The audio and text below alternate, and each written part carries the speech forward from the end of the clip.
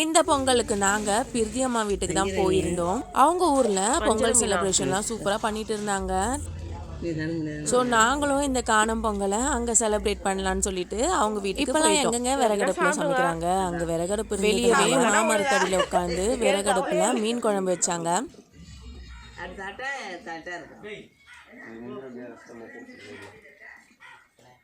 கொஞ்சம் ரசம் வைக்கிறியா?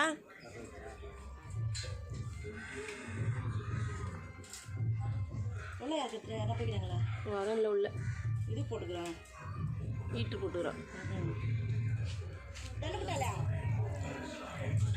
விறகடுப்பில் சமைச்சோன்னா டேஸ்ட் சூப்பராக இருக்கும். ஆனால் அந்த பாத்திரத்தை க்ளீன் பண்ணுறதுக்குள்ளே நம்ம இனிமேல் விறகடுப்பில் சமைக்கவே கூடாதுன்ற அளவுக்கு ஒரு ஃபீலிங் வந்துடும் இல்லையா? இருந்தாலும் எப்பயாச்சும் ஒரு நாள் விறகடுப்பில் சமைக்கிறதுலாம் ஒரு ஜாலி தான்.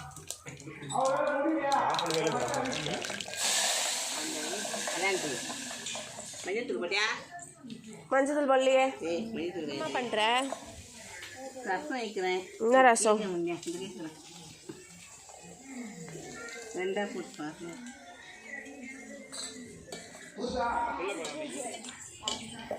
தனிச்சிங்க பாரு, என்ன பண்ணுறீங்க?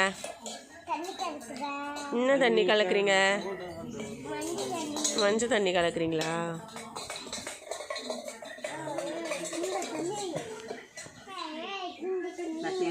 ம்,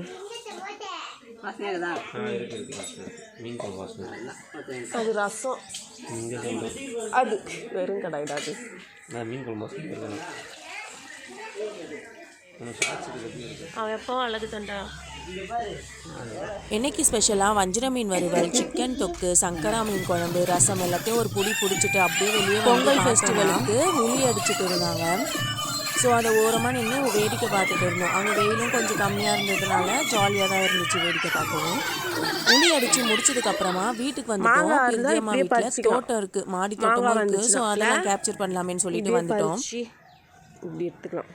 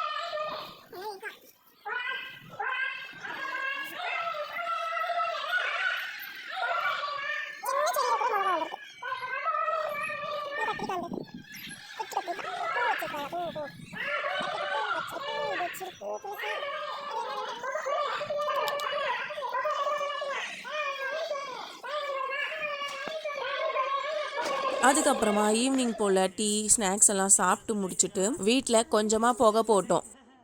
அங்கே வர குளிர் கொஞ்சம் ஹெவியாக இருந்ததுனால இந்த குளிருக்கும் நல்லா இதமாக இருந்துச்சு.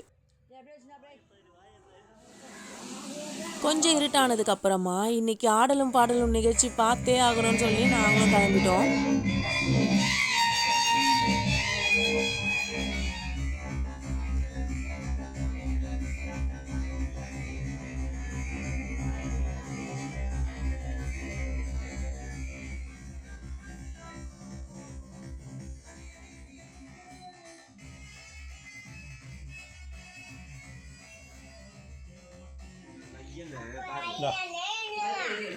ரெடி பாய்.